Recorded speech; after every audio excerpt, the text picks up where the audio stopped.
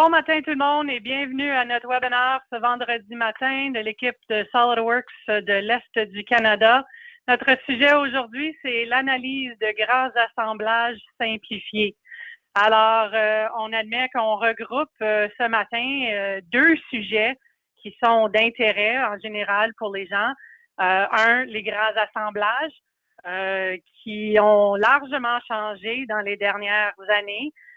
Ou dans le temps où les ordinateurs étaient moins puissants, les outils de CAO étaient moins puissants, qu'un grand assemblage était déterminé avec beaucoup moins de composants que qu'est-ce qu'on a aujourd'hui, beaucoup moins de pièces que qu'est-ce qu'on a aujourd'hui, juste parce que les outils pouvaient pas s'en occuper. Maintenant, de nos jours, on voit des assemblages de 100 000 composantes qui fonctionnent très bien avec SolidWorks. Donc, on est dans un autre monde.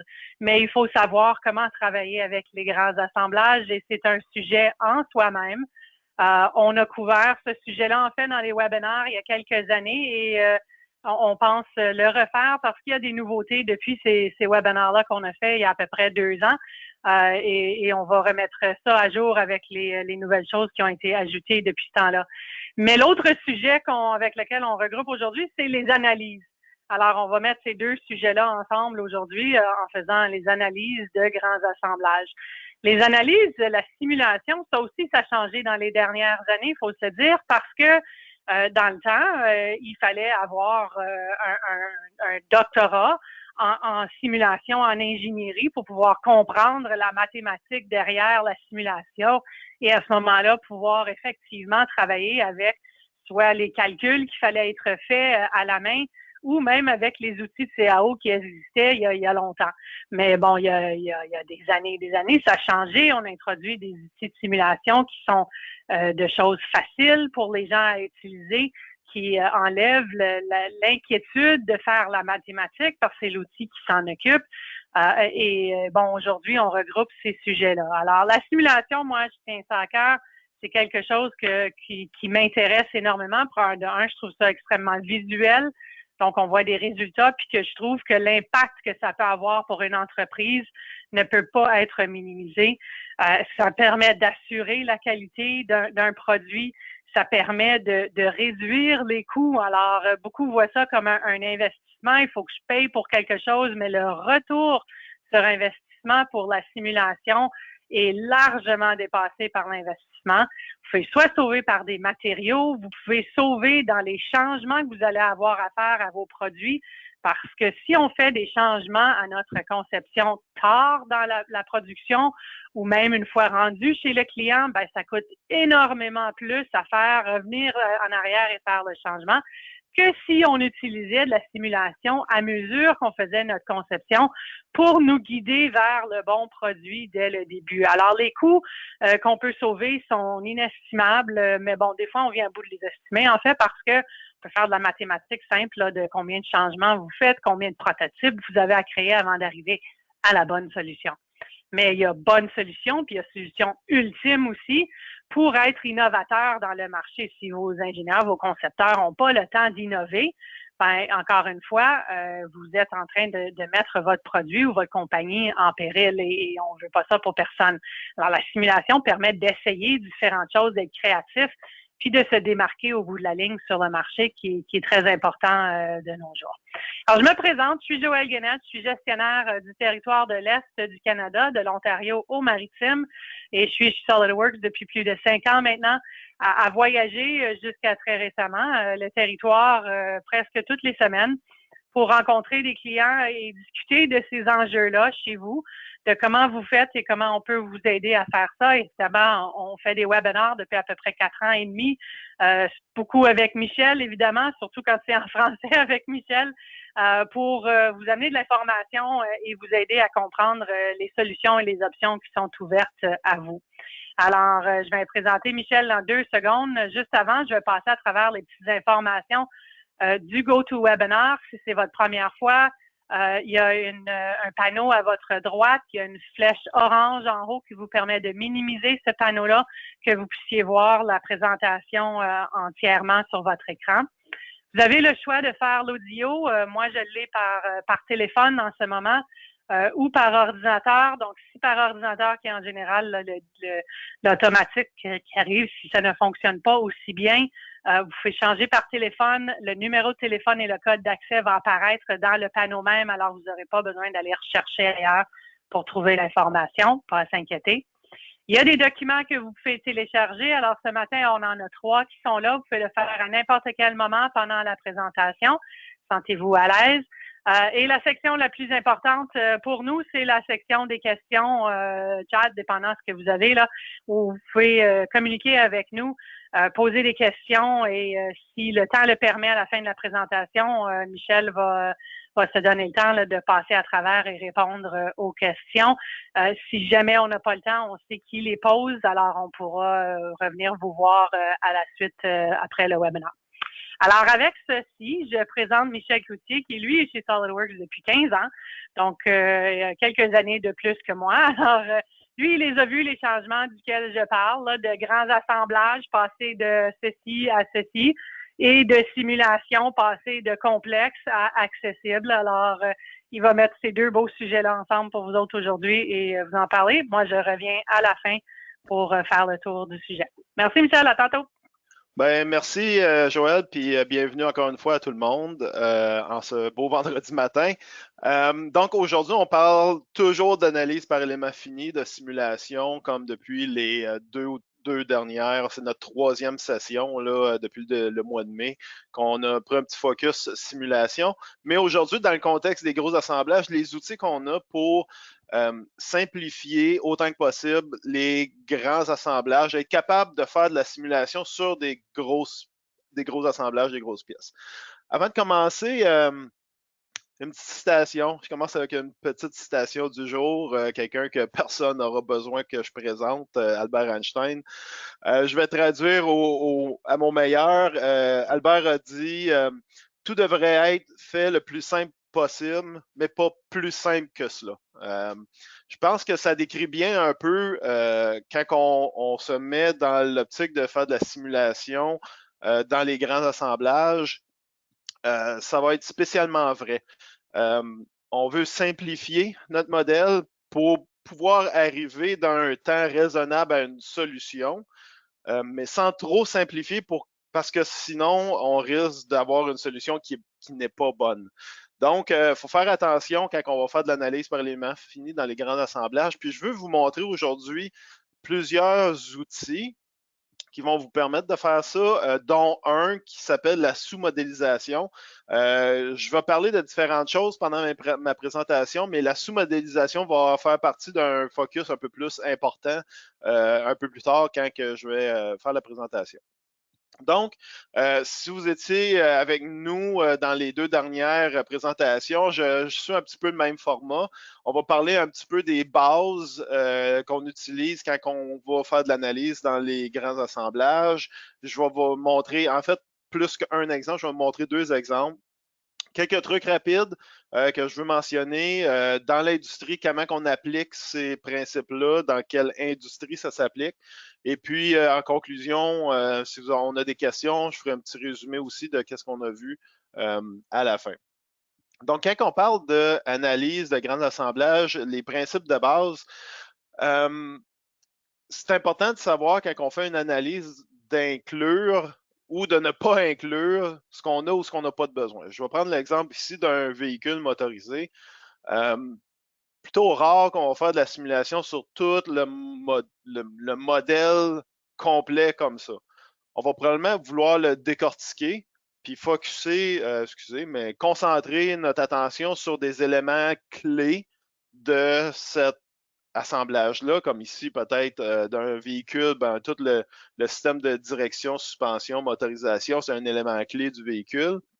Mais encore là, peut-être que ça, c'est trop pour, encore une fois, qu'est-ce que je veux me concentrer? Si je veux me concentrer sur des pièces de direction, suspension, peut-être que je vais vouloir simplifier mon modèle juste pour isoler ces composants-là et peut-être même aller jusqu'à isoler le sous-assemblage ou la pièce où est-ce que je veux vraiment concentrer mes efforts. Maintenant, la question devient comment je fais pour déterminer que la pièce critique dans mon assemblage, c'est le, excusez l'anglicisme, le bas joint. c'est le joint qu'on voit ici en bleu. Si je n'ai pas analysé au-dessus ou du moins une partie de cet assemblage-là. Bon, donc je vais un petit peu éclaircir ça, puis essayer de vous donner des trucs pour pouvoir justement isoler les bons endroits, puis comment faire une fois qu'on sait où est-ce que les pièces critiques sont, comment on fait pour analyser les pièces critiques de façon précise. Un exemple de ça. Disons que j'ai une pièce, OK, elle est modélisée extrêmement simplement, là, qui ressemble à ça. Et puis, la pièce, je l'ai simplifiée au plus simple que je pouvais le faire. J'applique une contrainte là, qu'on voit avec les petites flèches vertes, donc je la fixe. Imaginez que dans l'univers simulation, quand on fixe un élément ou une face comme ça, c'est comme si elle était en fait soudée à une pièce rigide à l'infini. Et puis, j'applique une force au bout. Puis là, je vais me demander, c'est quoi, comment que je le vois ici, comment je l'ai fixé, comment je le charge. Maintenant, la question, c'est qu'est-ce qui m'intéresse? Est-ce que le comportement général de ma pièce m'intéresse ou est-ce qu'il y a une zone en particulier dans cette pièce-là euh, qui me pousse à faire cette simulation-là? Quand on parle de comportement général dans une pièce comme ça pourrait être par exemple la déflexion, la déformation générale. Dans certains cas, imaginez les équipements de mesure, de précision. S'il y a de la déflexion, ben, j'ai pas des bonnes mesures ou mes erreurs vont être erronées. Donc, le comportement général pourrait être la déflexion, la déformation. La zone d'intérêt dans cette pièce-là, ben, je peux tout de suite imaginer là, que probablement que le congé à l'intérieur de mon L risque d'être une zone où est-ce qu'il va y avoir le plus de concentration de contraintes. Maintenant, ça, c'est la pièce simplifiée. La pièce, en réalité, elle ressemble plutôt à celle-là. Puis, en réalité, elle va être fixée par le trou qui se trouve à être en fait un trou carré là, à l'intérieur. Maintenant, ça, c'est la pièce réelle. Si je la simule comme ça, probablement que je vais avoir des données semblables parce que la pièce où est-ce qu'elle est fixée, elle est beaucoup plus grosse, va peut-être avoir moins de déformation dans cette zone-là. Donc, la pièce du milieu, la pièce de gauche, là, je les ai pas simulées, là, pour être honnête, là, je vais juste montrer des exemples, mais je vais probablement arriver à des résultats semblables. Maintenant, dans la vraie vie, est-ce que c'est la vraie environnement que cette pièce-là est utilisée? Dans la vraie vie, cette pièce-là, elle est fixée par une tige, puis c'est la tige, en fait, qui est fixée aux extrémités. Alors là, on peut commencer à se dire, ben là, est-ce que ça va, si je le simplifie ma pièce trop, est-ce que je vais quand même arriver au bon résultat?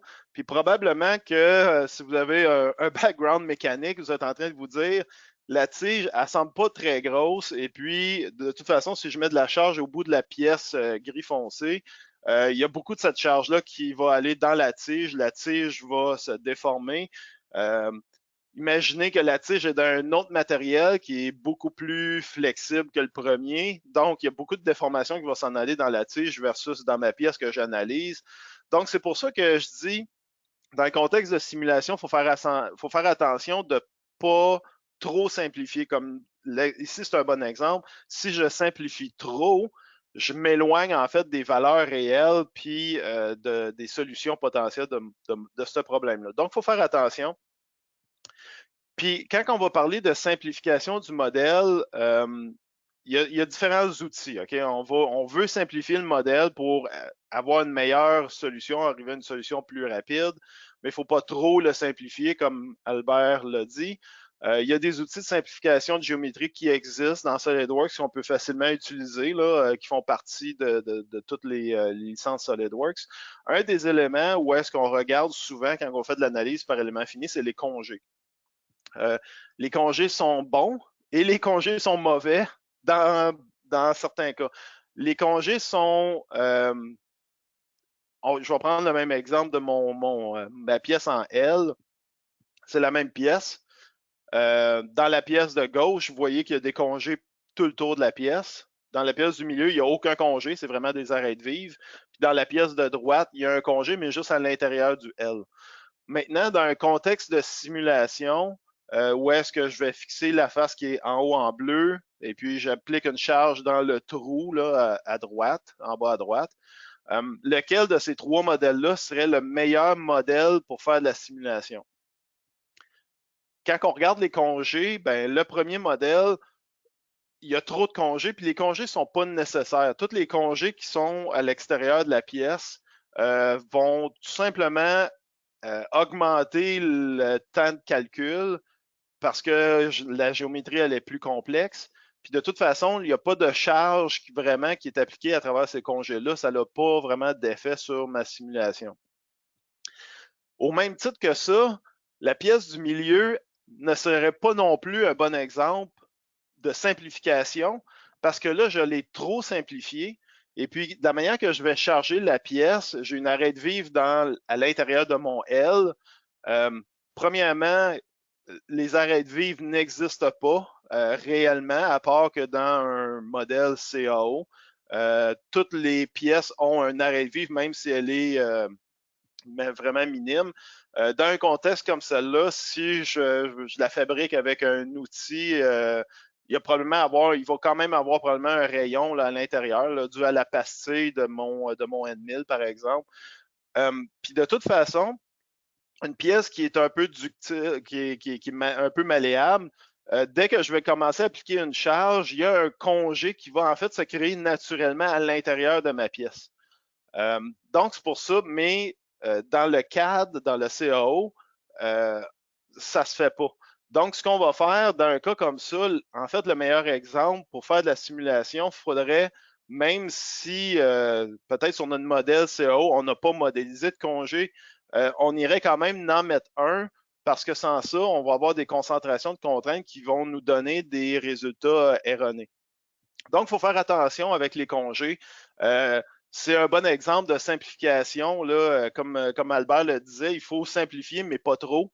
L'exemple de droite, en fait, serait le meilleur exemple si on voudrait faire une analyse par élément fini sur une pièce qui ressemblerait à ça. Maintenant, comment on fait pour traiter ces différentes, quand on travaille, on commence à modifier un petit peu les congés par rapport à notre pièce. Bon, la pièce, elle est designée, elle est fabriquée, puis on a une mise en plan pour la fabrication. Moi, je veux m'en servir pour la simulation. La méthode probablement la plus facile, souvent, ça va être de faire une configuration. Certains vont tout simplement prendre le modèle puis le copier, faire une copie qu'ils vont utiliser tout simplement pour faire de la simulation. Il faut faire attention à ça. Mais faire attention dans le sens qu'il ne faut pas mélanger nos fichiers. Là. Mais une manière facile, c'est de le faire tout simplement au niveau des configurations. Ce qui est intéressant au niveau de SolidWorks et au niveau de simulation dans SolidWorks, c'est que simulation comprend très bien les configurations de SolidWorks. Donc, si je fais une simulation sur une configuration, les résultats puis l'analyse et les capturer au niveau de la configuration et non pas au niveau de la pièce.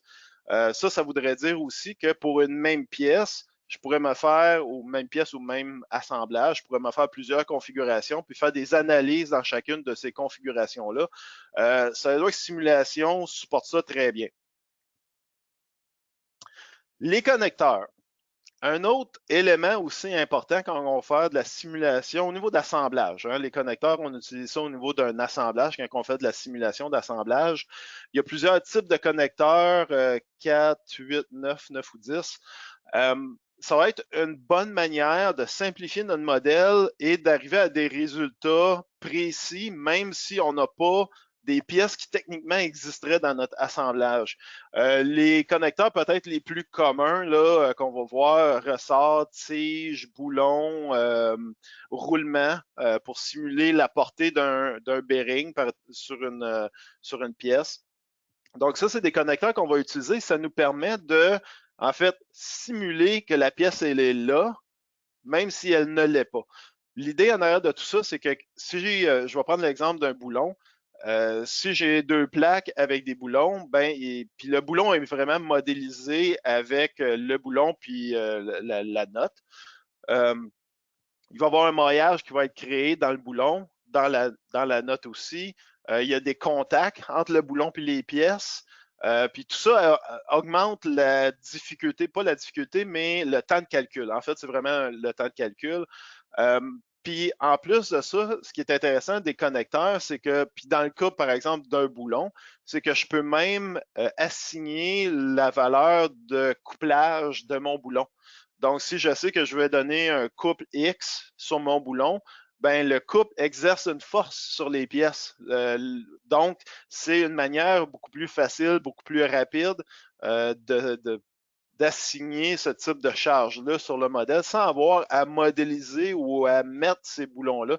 Souvent, ce qu'on va faire, c'est qu'on va tout simplement, si on a un assemblage avec déjà nos pièces toolbox, par exemple, on va tout simplement enlever les pièces toolbox de notre analyse d'éléments finis, puis on va prendre des connecteurs parce qu'on va arriver à un résultat beaucoup plus rapidement, tout en étant aussi précis, même des fois plus, sans avoir ces pièces-là. Donc, les connecteurs, c'est un élément important quand on fait de l'analyse par éléments finis. Au niveau des assemblages, il y en a plusieurs. Tout est bien décrit dans l'aide si vous voulez jeter un coup d'œil, mais c'est vraiment un élément important quand on parle de simulation, surtout au niveau des assemblages. Un autre élément important qu'on peut utiliser, c'est ce qu'on appelle des chargements et déplacements imposés à distance. Encore une fois, on prend un petit modèle comme celui-là qui se trouve à être un petit véhicule hors route. J'ai la cage de protection centrale. Ensuite de ça, j'ai les bras de suspension. Maintenant, si moi, ce qui m'intéresse, c'est les charges au niveau de les bras de suspension et de la cage principale, je peux simplifier ce modèle-là en utilisant ce qu'on appelle des chargements et déplacements imposés à distance. Donc, je pourrais enlever en fait ou cacher, supprimer les pièces de suspension et simuler avec les outils de simulation comme si le véhicule était suspendu, où il y avait des charges, mais à des points éloignés dans l'espace. Donc, justement, ça me permet de simplifier cette simulation-là. C'est ce qu'on voit dans l'image de droite. En fait, ce qu'on fait, c'est virtuellement, on assigne des tiges rigides. Là. Imaginez les points mauves, là, pas les points, mais les lignes mauves qu'on voit. C'est que je simule que le véhicule est suspendu ou chargé à ces points-là. Et puis, dans le logiciel, de manière virtuelle, on met comme des tiges rigides au point de contact. Donc, ça nous permet de transférer ces charges-là, même si ce n'est pas directement sur le modèle, même si c'est ailleurs dans l'espace. Donc, c'est une belle manière aussi de simplifier notre modèle pour la simulation. Aussi, au niveau de la simulation, quand on va parler d'algorithme de maillage, j'en ai parlé un petit peu, je vais parler un petit peu de maillage aujourd'hui. J'y ai fait référence dans les deux autres séminaires webinaires qu'on a fait. C'est quoi le maillage? Je vais en parler un petit peu aujourd'hui, un petit peu plus en détail, parce qu'il y en a peut-être qui sont nouveaux en simulation. Ceux qui font déjà de la simulation, je vous apprendrai probablement rien. Mais je vais parler un petit peu de maillage. Pour ça, en fait, je voulais un modèle réel. Ben, je me suis modélisé des modèles de maillage. Quand on va créer un maillage dans simulation, on va créer un des deux types de maillage qu'on voit ici. Ce qui est le type de maillage qu'on utilise, c'est des tétraèdes, comme on voit là. Donc, on va prendre une géométrie puis on va la simplifier en petits tétraèdes, comme on voit à l'écran. Maintenant, il y a deux types. Il y a le type ébauche, qu'on voit à droite, à gauche, c'est-à-dire, et le type précis ou haute précision qu'on voit à droite. Dans le jargon aussi, on va souvent référer à un TET 4 et un TET 10, TET 4, TET 10, parce qu'un tétraède, vous voyez un petit peu la forme, comprend des nœuds. Les nœuds sont illustrés en rouge. TET 4 à gauche parce qu'il y a 4 nœuds. TET 10 à droite parce qu'il y en a 10. En fait, ce qu'on fait, c'est dans la section qui est droite, on ajoute un tétraède. La différence entre les deux, c'est qu'imaginez que les barres grises, là, si on le décompose, c'est vraiment des barres rigides qui n'ont pas de flexion. Il y a de la flexion, de la rotation au niveau des nœuds. Donc, dans l'exemple de droite, comme on ajoute un nœud dans le milieu de mon tétraède, ce tétraède-là, il est plus flexible.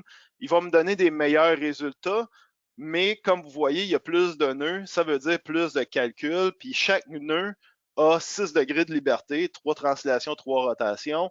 Donc, vous pouvez faire le calcul. À droite, j'ai 4 nœuds fois 6. À gauche, j'ai 4 nœuds fois 6. À droite, j'ai 10 nœuds fois 6. Donc, c'est ça un peu quand on fait l'analyse par élément fini. C'est ça aussi qu'il faut penser quand on utilise les types de maillage. Et puis, ben, ce tétraèdre-là qu'on appelle un élément, quand on dit la grosseur de l'élément, ben, c'est tout simplement la grosseur du tétraèdre lui-même. Donc, je voulais juste faire une petite illustration rapide pour que le monde comprenne bien c'est quoi un élément. Le type d'élément, c'est des tétraèdres qu'on utilise dans SolidWorks Simulation. C'est quoi un nœud? Parce que je vais y faire référence tantôt. Les nœuds, ben, c'est les points rouges qu'on voit illustrés. Alors, je reviens ici à ma présentation. Quand on parle d'algorithme de maillage, on parle de nœuds, vous les avez vus, l'élément, puis la grosseur de l'élément. Maintenant, j'ai dit on utilise les tétraèdres, c'est vrai, mais il y a différents contrôles au niveau du tétraèdre et au niveau de l'algorithme qu'on utilise pour les créer. Il y a ce qu'on appelle le maillage standard. Je vais utiliser une grosseur de maillage, puis il va mettre cette grosseur de maillage-là à peu près partout sur mon modèle. On a aussi un autre algorithme qu'on appelle en anglais curvature base. Maintenant, vous voyez les chiffres, là. Le maillage, la même pièce, même grosseur. Le maillage standard, j'ai 24 000 nœuds, j'ai 14 000 éléments, puis la grosseur de l'élément est de 11 mm dans ce cas-ci. Je m'en vais à droite complètement. Vous allez voir qu'à droite, la grosseur de l'élément est de 21, donc presque le double, sauf que ça me donne 64 000 nœuds et 40 000 éléments parce que l'algorithme utilisé qu'on appelle curvature base, c'est qu'il va modifier la grosseur des éléments dans les endroits où est-ce que la pièce elle est courbée, curvature base. Donc, où est-ce que la géométrie change beaucoup. Donc, les congés, les rayons, ces choses-là, ça va avoir un gros effet sur le nombre d'éléments puis la grosseur de ces éléments-là. Donc, il va s'adapter un petit peu à la géométrie. Le modèle standard, c'est le modèle qui est le plus facile à faire. Ça va très bien pour des éléments qui sont prismatiques, là. Tu sais, des pièces entre guillemets carrées, là, qui n'ont pas beaucoup de détails, de fins détails. À droite, complètement, le curvature base, c'est le type de maillage le plus robuste. Dans des pièces complexes, le maillage standard va nous donner peut-être des erreurs, dire je ne suis pas capable de le faire, tandis que dans le curvature base, il va être capable de faire du maillage dans des pièces très complexes, mais ça a un coût. Il y a un coût qui vient avec ça, c'est que le nombre de nœuds, le nombre d'éléments, puis nécessairement le temps de calcul augmente. Fait qu'il faut faire attention à ça. Depuis quelques années, je ne me rappelle plus exactement la version, on a en fait instauré aussi un autre type, un troisième, qui s'appelle en anglais le Blended Curvature Base, qui est un hybride entre les deux. Donc, il faut comprendre un petit peu quel type d'algorithme qu'on utilise pour le maillage, parce que ça aussi, ça a un effet sur la précision puis le temps de calcul, surtout, de nos pièces. Si vous travaillez avec des assemblages qui sont plutôt prismatiques, dans la majorité des cas, le maillage standard va faire la job. Si on travaille avec des pièces vraiment complexes, là, imaginez des pièces de plastique moulées où est-ce qu'il y a vraiment beaucoup de détails, des rayons, des choses comme ça. Souvent, il va falloir aller dans soit le blended curvature ou le curvature base parce que la complexité de la géométrie nous force à aller là pour avoir un maillage de qualité. Donc, ma petite parenthèse au niveau des maillages est faite. Aussi, on reste dans le sujet des maillages. Il y a deux types de maillages, compatibles et incompatibles. Où est-ce que ça va être important peut-être ou nécessaire, c'est quand on a dans le même assemblage des composants de volume très différents, des petites pièces mélangées avec des grosses pièces. Le maillage compatible, qui est par défaut, je crois, nous force à avoir, imaginez là, ici le rotor qu'on a là avec les petites ailettes. Maintenant, les ailettes, c'est des petites composantes. puis c'est ça qui m'intéresse dans ce cas-ci. Donc, je veux augmenter la résolution de mon maillage pour avoir plus d'éléments, pour avoir une meilleure précision. Si on utilise un maillage compatible, ce que ça veut dire, c'est que je reviens un petit peu à mon image de tantôt. Quand on a un maillage compatible, c'est que dans le cas d'un élément comme celui-ci, ça veut dire que ça, c'est un élément, mais il faut imaginer que dans ma pièce, je vais en avoir des milliers d'éléments, sont tous connectés ensemble. Un maillage compatible, ça veut dire que l'élément d'à côté de la pièce suivante, les nœuds, il faut qu'ils soient en contact un avec l'autre. Donc, les nœuds, il faut qu'ils soient un sur l'autre et tout le maillage doit être fait comme ça.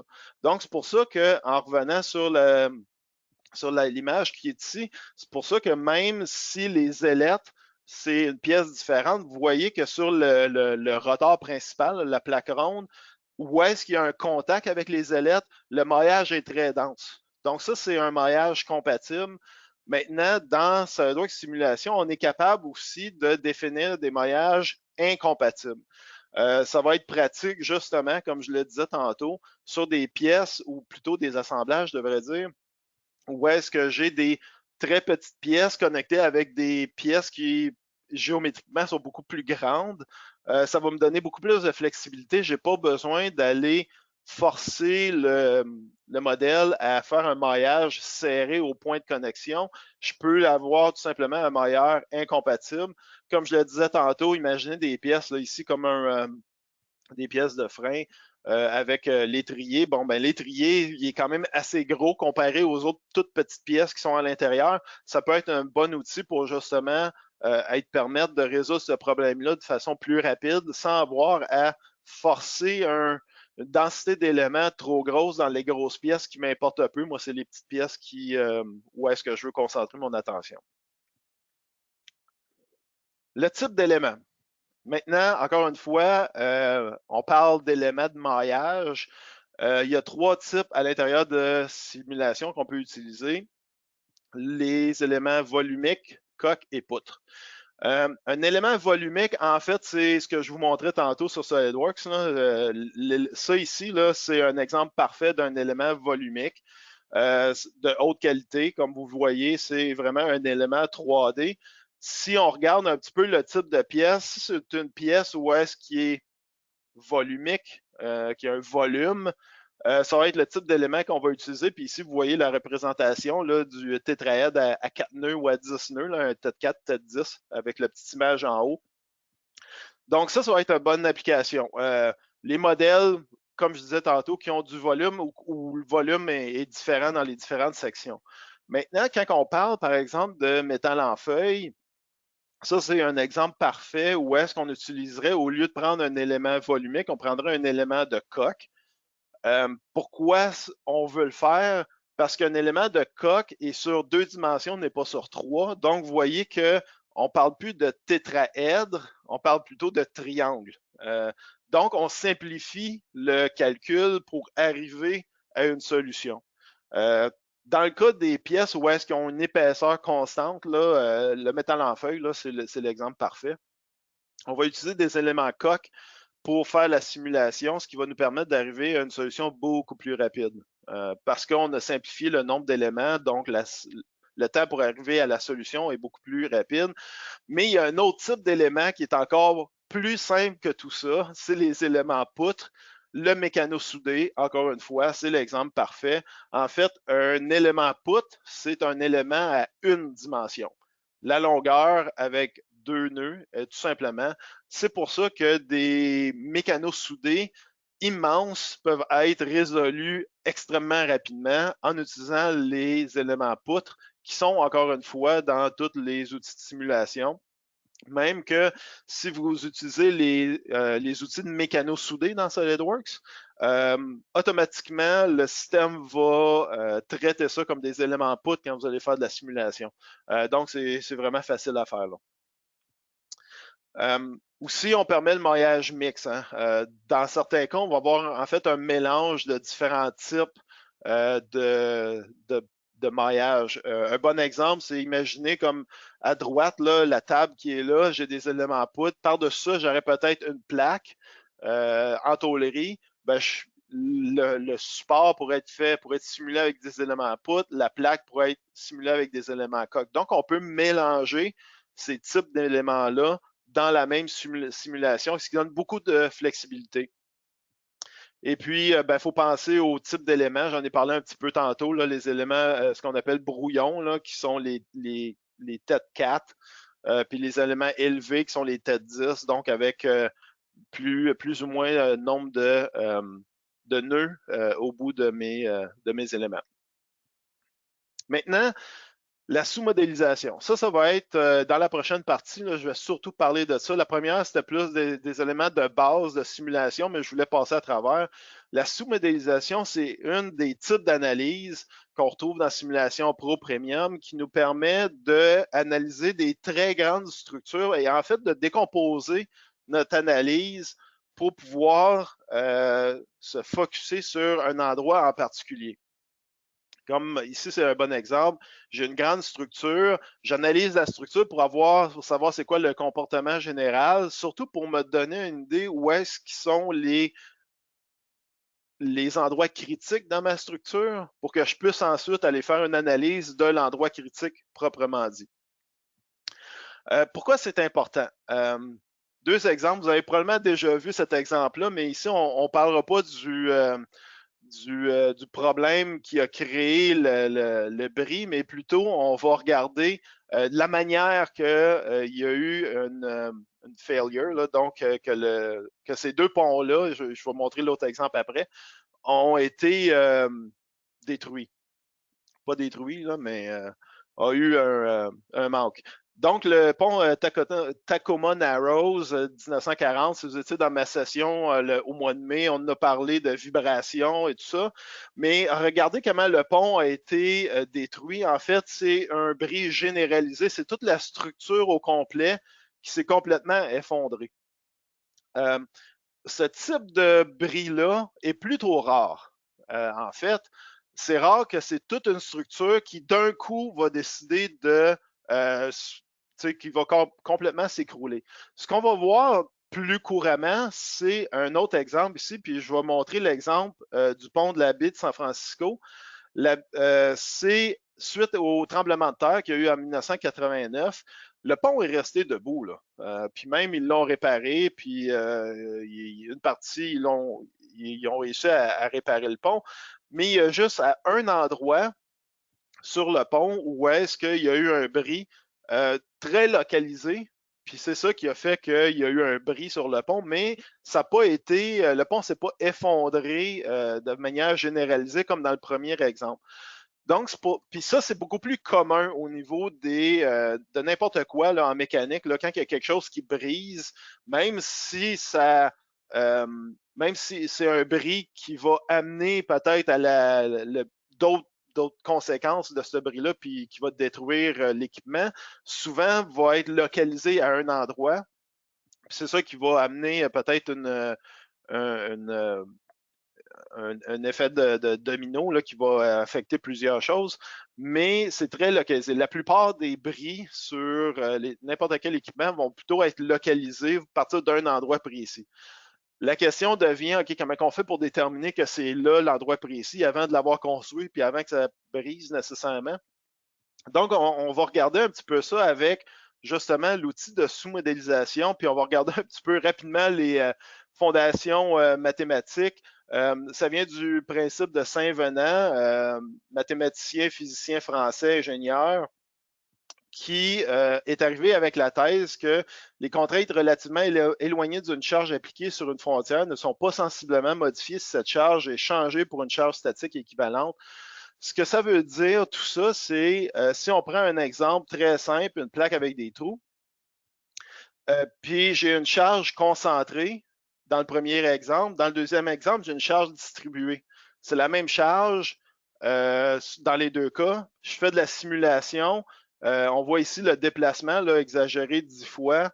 Le déplacement va être différent, oui, mais quand on parle au niveau des contraintes, si vous faites la simulation, vous allez voir que dans les deux cas, même si les charges sont très distinctement appliquées différemment, la contrainte maximum au trou va être presque la même. En fait, le principe de Saint-Venant, c'est ça, c'est que quand les charges sont assez loin de mon élément critique, la manière que les charges sont appliquées sont plus ou moins importantes parce qu'ils sont tellement loin que la distribution revient à peu près à la même chose. Donc, qu'on peut voir ici. Donc, je sais que l'élément critique, ça va être le trou. La manière que c'est chargé, parce que c'est tellement loin de mon élément critique, de la composante critique, si on veut, que ça a peu ou pas d'importance. Et c'est ça qui va nous amener justement à l'outil de sous-modélisation. J'ai parlé beaucoup de théorie, je m'en excuse. On va regarder des exemples concrets dans le prochain exemple. On va y aller rapidement. En fait, je vais regarder deux exemples. Je vais commencer par l'exemple du bas. Et où est-ce que j'ai une pièce ici, une pièce surfacique à corps multiples. Vous voyez, en vert, c'est de la manière que je l'ai fixé, et en mauve, c'est les charges que j'ai appliquées. Donc, je vais tout de me lancer dans SolidWorks, je vois déjà le temps filer, pour regarder cet exemple-là. Que j'ai ici. Je vais juste minimiser ça.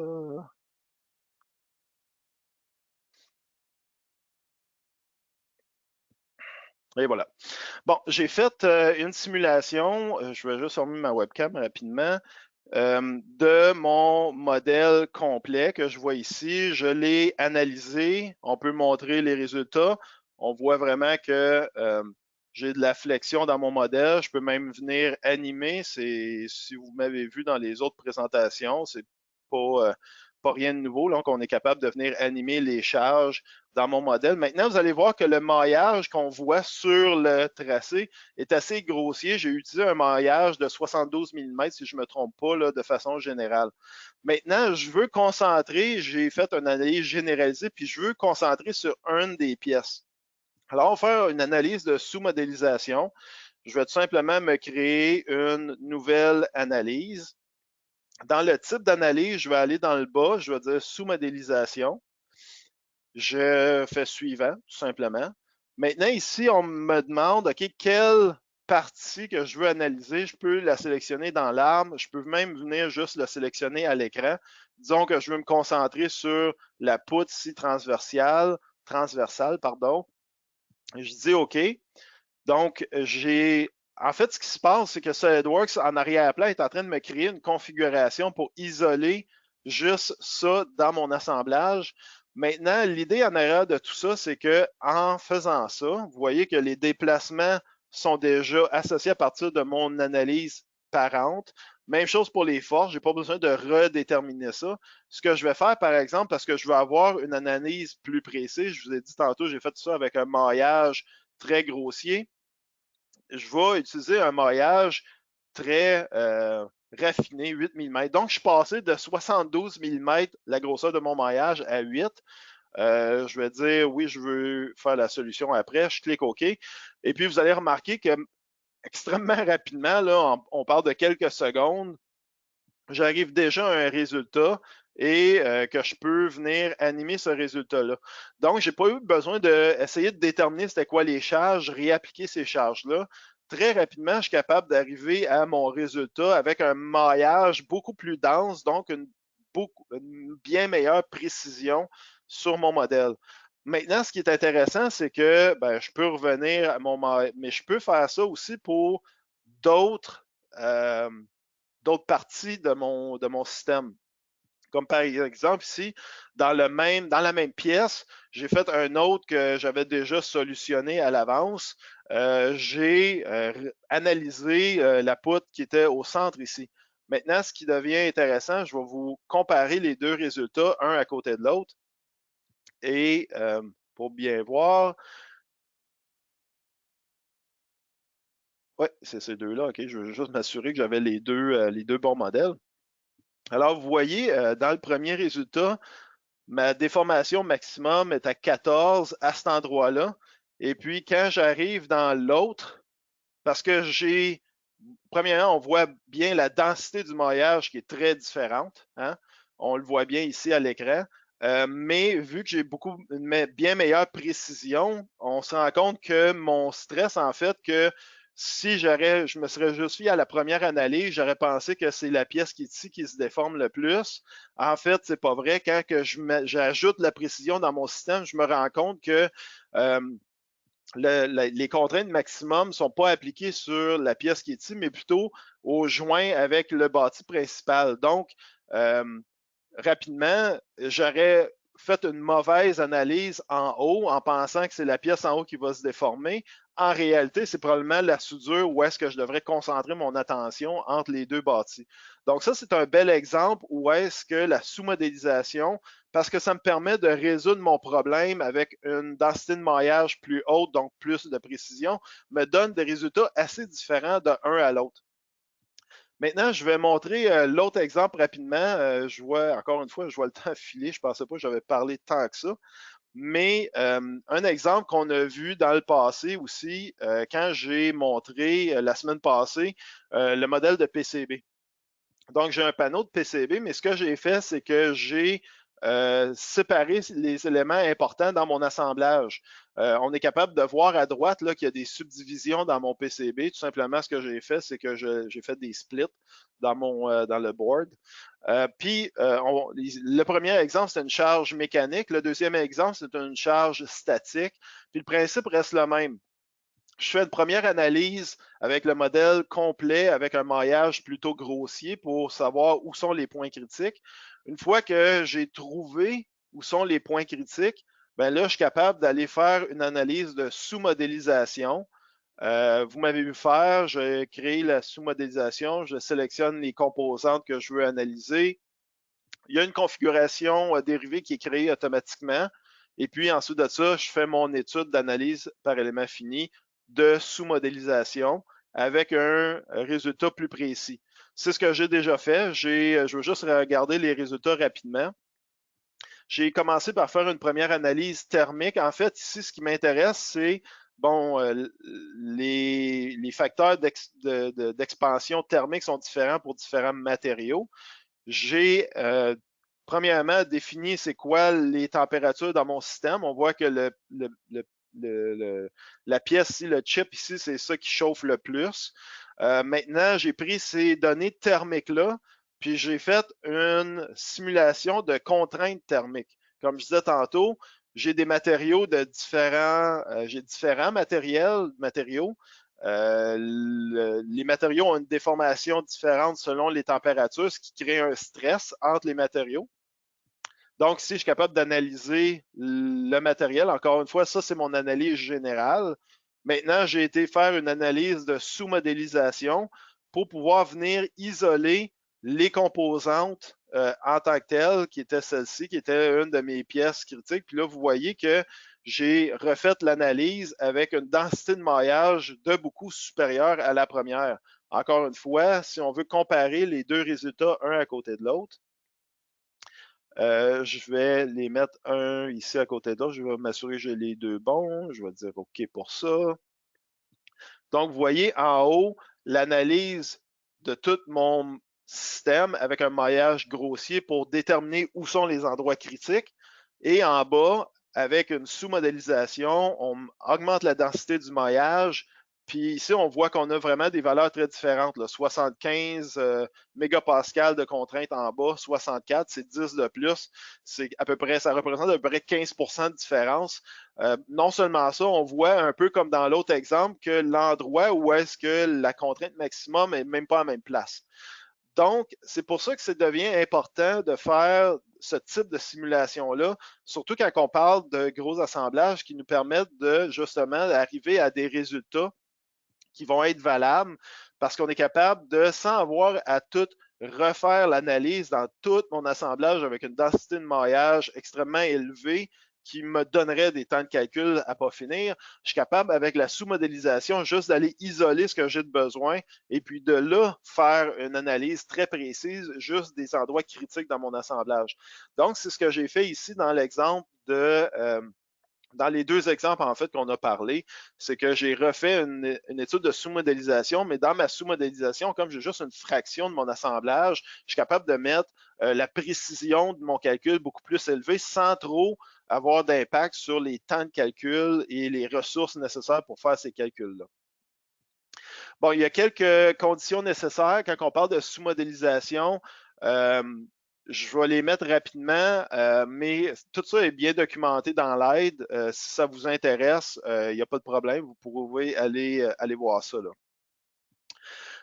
Euh, Bon, on a vu la préparation, c'est quand même extrêmement facile. C'est juste de faire, de créer une analyse puis de sélectionner qu'est-ce qu'on a de besoin. Ensuite de ça, on change le maillage, la densité et puis on lance le calcul.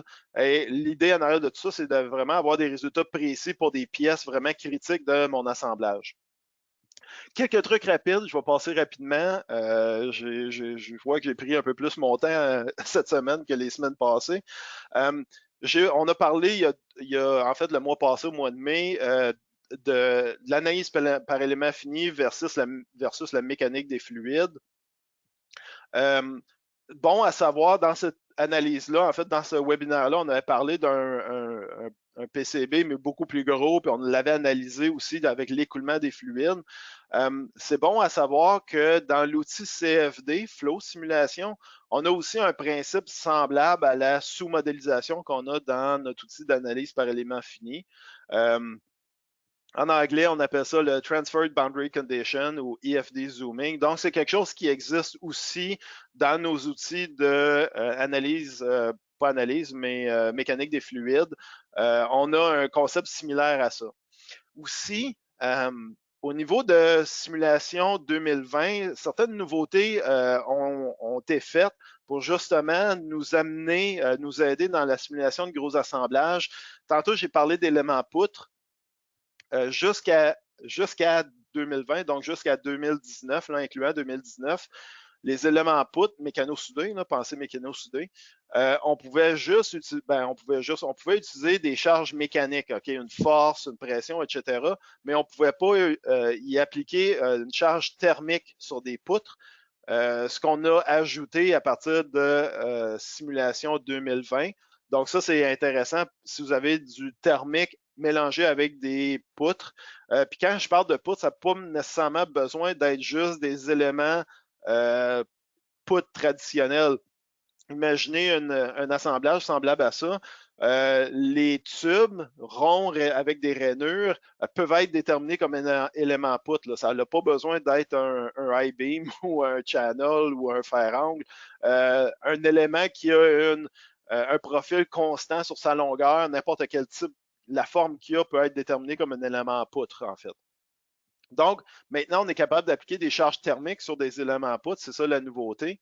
Une autre nouveauté dans Simulation 2020, c'est que, vous vous rappelez, tantôt, j'ai parlé des éléments qualité ébauche. J'ai marqué moyenne, mais en réalité, dans la terminologie, c'est qualité ébauche et qualité élevée. Jusqu'à 2020, quand on faisait une simulation, tous nos éléments étaient un ou l'autre. On ne pouvait pas mélanger dans la même analyse différents types d'éléments. Ce qu'on est capable de faire aujourd'hui dans 2020, un exemple concret, c'est encore une fois l'exemple qu'on voit à l'écran. Moi, ce qui m'intéresse, c'est la pièce qui est en fait le maillage bleu, qui est un maillage de haute qualité. Mais le reste est important dans ma simulation parce que c'est ça qui transfère la charge. Donc, je pourrais mettre, vu que c'est juste là pour simuler ou pour idéaliser le transfert de charge, je pourrais mettre les pièces autour de ça en qualité ébauche et faire le maillage en haute qualité pour la pièce critique dans ce cas-là. Donc, c'est un bel exemple justement où est-ce qu'on peut, ou encore une fois, utiliser les types de maillage pour simplifier notre simulation. Bon, j'ai passé à travers les trucs rapides. Je vais aussi passer rapidement à travers des exemples de l'industrie où est-ce que c'est utilisé, toute la sous-modélisation. Bon, on a parlé de structure d'acier là, tantôt. Là, c'est quasiment un élément là, qui frappe aux yeux. Pourquoi on utiliserait la sous-modélisation? Donc, tout type de structure d'acier peut bien se prêter à ça.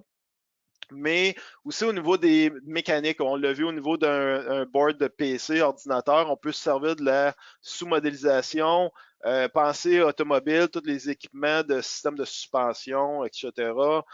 Même dans les équipements industriels, regardez ce gros camion-là, on ne simulera pas ça, ce gros camion-là, on pourrait faire de la sous-modélisation juste pour aller simuler les endroits critiques. Puis même les produits de consommation comme les jouets, c'est pas tellement la grosseur, mais la complexité du modèle qui nous qui nous fait faire de la sous-modélisation. À cause qu'il y a beaucoup de pièces courbées, de pièces rondes, ça ajoute de la complexité dans le maillage.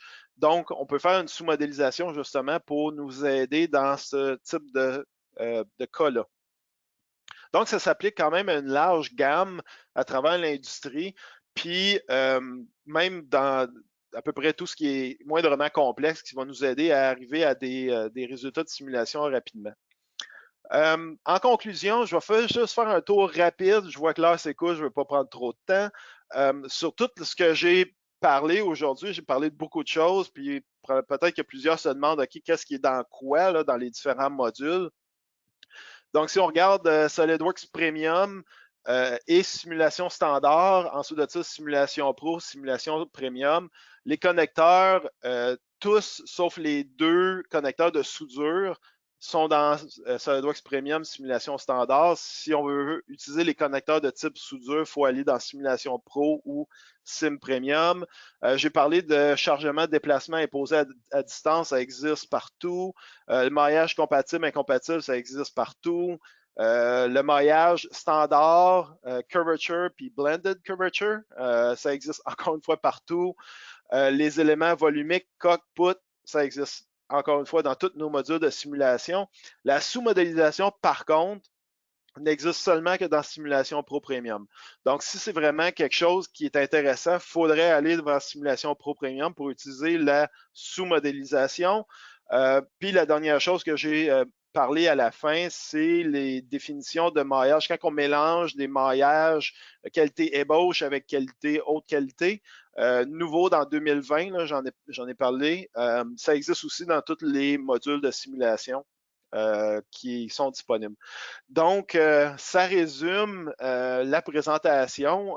J'ai été un peu fort sur la théorie au début, là, je m'excuse. Je vais peut-être laisser Joël compléter rapidement. Il n'y a pas de questions, Joël. Fait que si on veut juste faire le résumé et puis parler de notre prochaine présentation.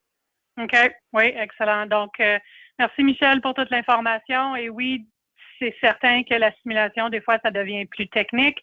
On veut vous expliquer le quoi derrière, là, puis qu'est-ce qui se passe. Puis c'est pour ça ces sessions-ci qui sont plus ciblées en simulation sur différents sujets qu'on peut s'attarder un peu plus. Bon, ça fait des sujets qui sont un peu plus techniques, mais de valeur de toute façon. Alors, cette session-ci est enregistrée. Vous pouvez la partager avec ceux que vous voulez. Vous pouvez la revisionner si vous voulez vous-même. Alors, vous pouvez soit le faire avec le code qui est là, ou vous pouvez réutiliser le code que vous avez pris, le lien pour accéder à l'appel aujourd'hui. Ça va vous ramener au visionnement. Donc, il y a toutes sortes de façons de le voir. Alors, il nous reste une session dans la session de 4, la série de 4 qu'on fait sur la simulation en mai-juin. Et cette dernière-là, c'est optimisation de la topologie. Et voilà, c'est dans 2 semaines, je crois. Alors, vendredi, dans 2 semaines, qui est le 26. C'est certain qu'avec la Saint-Jean le 24, on ne sait pas si tout le monde va être au travail. Mais encore une fois, ces sessions-là sont enregistrées. Alors, si vous vous inscrivez, vous allez recevoir le lien. Vous pourriez toujours voir le visionnement à une autre fois ou sur notre page où nous avons tous nos webinars. Alors, si vous voulez plus d'informations ou explorer plus comment les astuces dont Michel a parlé aujourd'hui pourraient s'appliquer à vous et quelles des solutions SolidWorks seraient la bonne pour vous, c'est certain que vos revendeurs sont votre première source d'informations pour faire cette analyse-là avec vous autres. Et sinon, vous pouvez toujours nous rejoindre, nous, Michel et moi. Ça nous ferait plaisir d'avoir ces conversations-là avec vous pour voir, vous aider à planifier les prochaines étapes d'amélioration à court terme ou à long terme pour vos produits et votre entreprise. Et avec cela, je vous remercie d'être avec nous ce matin. Michel, merci encore une fois pour l'information et on espère vous revoir à notre prochaine session dans 2 semaines. Merci tout le monde. Merci, au revoir.